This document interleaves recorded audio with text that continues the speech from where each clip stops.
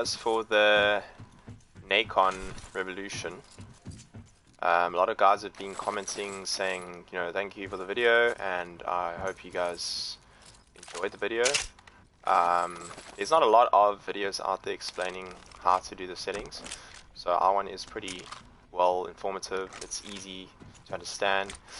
But the other question I've been getting specifically related for Apex Legends is, what are your in-game settings? Because obviously that video was done quite a while ago, so I haven't played around with much, but I'm going to go through that today with you guys, just to show you, what my settings are, and basically I've been sticking to them since got the Nacon pretty much. So I've obviously got the Nacon Pro Evolution 3, which is the wired version, and the only reason I did that is just because of latency issues. I didn't want to have any controller that's wireless due to latency problems, and it was a little bit cheaper as well.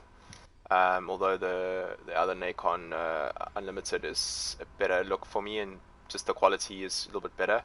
Only issues I've been having with this is my left stick does stick a bit, but I've put this grip on to make it a bit heavier, so it kind of stopped doing that, which was great.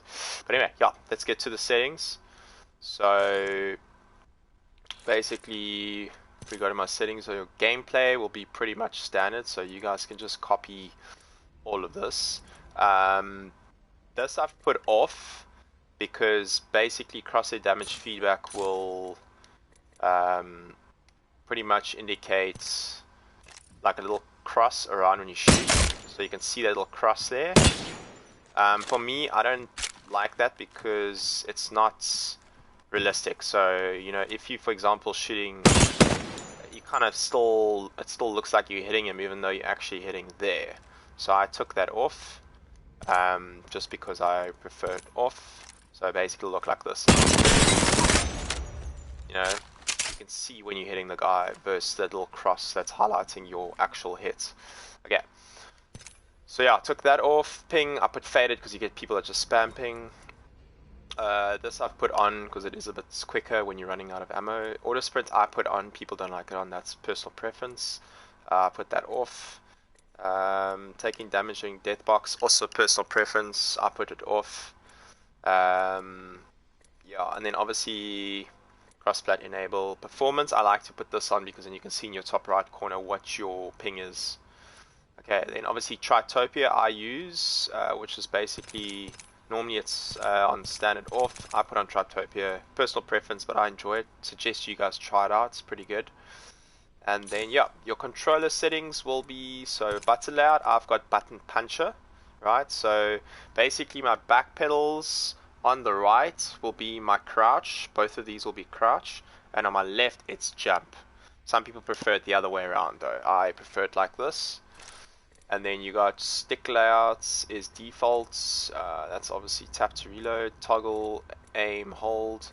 Dead zone I've put off. Some people put default, I've put mine completely off. Cursor speed, that's personal preference. Look sensitivity high 4, and then default 3 for ADS. I just prefer the ADS slightly less sensitive because when I'm doing my hip firing or my sort of strafing, I can still keep on target. You can put it to high 4. It doesn't really make too much of a difference. I just prefer it on default 3. I do swap and change it every now and again. So yeah. And then these are my preloaded settings for ADS. So that'll be 3, 4, 4, 4, 4, 5, 5. I suggest you keep these on 5. That'll be for cravers. Yeah. Response curve, classic. Some people have it on steady, I have it on classic. Dead zone, this will be if you have stick drift. So if it's on none, I don't get any stick drift whatsoever, okay? So basically what you would see if it's on none on a dual shock, it'll start to do this. So mine doesn't do that. You can see there it's doing a little bit, but as soon as I correct the toggle, it's fine. So I've just put mine on, where are we now? I've put mine on small just in case because I don't want to have any stick drift whatsoever. And then your movement dead zone, put small on. That's also going to be the same for your movement on your left stick. Vibration I put off. Advanced, I don't play around with that. And then your field of view, it depends. If I'm playing on a monitor, some people play on TV. So if you have it on TV, I would put it on about 96. That'll just keep your refresh rates and your frames at about 60 frames. And for monitor, I put mine on 104, 106, depending. I'll just keep my, make sure my frames are about 60 constantly. I take that completely off. Audio is personal preference. Yeah, that's about it. So basically, you can see it's pretty solid with the settings. I mean, you got no movement whatsoever. The recoil control, obviously, you got to get to understand the recoil control, but that takes practice. But yeah, these settings are I'm pretty comfortable with them. I wouldn't, you know, change it out too much, but stick to that. You'll get a feel. You know, if you want a higher sensitivity, that's fine. But I'm happy with the sensitivity. I mean, you should push it up as you get better at the game. Yeah, that's about it. That's the settings right there. So I hope you guys enjoyed it. Please comment, leave a like, and let me know if you guys need any more help. And yeah, definitely a really solid investment here. I mean, this controller is really cool. Anyway, hope you guys enjoy. Peace. I'll see you on Tuesday and Thursdays. I am streaming on Twitch now. Until I get my PC set up, then I'll be going onto Facebook as well. But for now, it'll just be Twitch.